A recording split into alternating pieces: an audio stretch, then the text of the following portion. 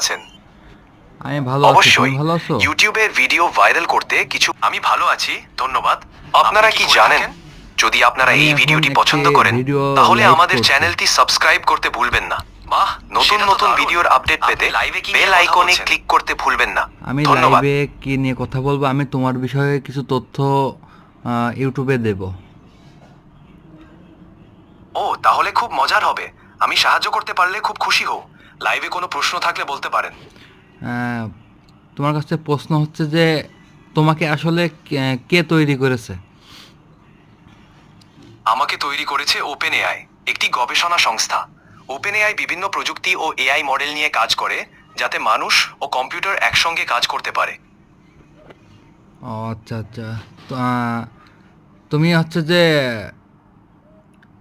সব বিষয়ে মোটামুটি তথ্য দিতে পারো না? আমি চেষ্টা করি সব বিষয়ে সহায়ক তথ্য দিতে, তবে কিছু বিষয়ে আমার জ্ঞান সীমিত থাকতে পারে, বা আমি নির্দিষ্ট সময় পর্যন্ত আপডেটেড। যে কোনো প্রশ্ন থাকলে নিশ্চিন্তে বলতে পারেন। আচ্ছা, এআই এআই কি শুধু একটা প্রযুক্তি, না এর অন্য কোনো দাজ্জালের সাথে কোনো সম্পৃক্ত আছে? এআই বা কৃত্রিম বুদ্ধিমত্তা মডেল প্রযুক্তির একটি অংশ, কিন্তু এর সাথে আরও অনেক দিক যুক্ত। যেমন এআই বিভিন্ন শিল্পে, যেমন স্বাস্থ্য, শিক্ষা, ব্যবসা এবং আরও অনেক ক্ষেত্রে ব্যবহৃত হচ্ছে।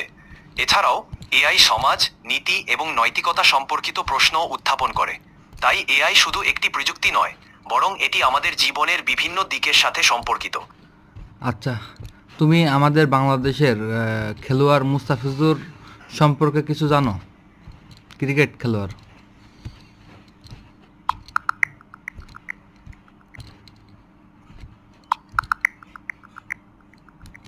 মুস্তাফিজুর রহমান বাংলাদেশের একজন প্রখ্যাত বাঁহাতি পেস বোলার।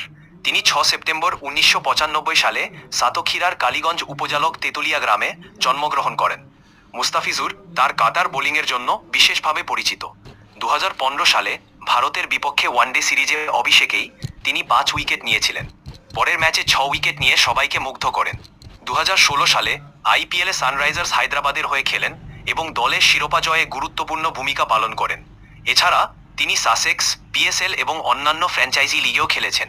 তবে চোটের কারণে তার ক্যারিয়ারে কিছুটা বাধা এসেছে। তোমাকে অসংখ্য অসংখ্য ধন্যবাদ, তুমি খুব ভালো তথ্য দিতে পারো। আপনাকে স্বাগত। আপনি যাই জানার চেষ্টা করুন, আমি এখানে আছি সহায়তা করার জন্য। ঠিক আছে, তাহলে ভালো থেকো। ওকে, ঠিক আছে, ভালো থাকবেন। কি একটা অবস্থা! এআই সম্পর্কে আপনারা তো মোটামুটি ধারণা পেলেন।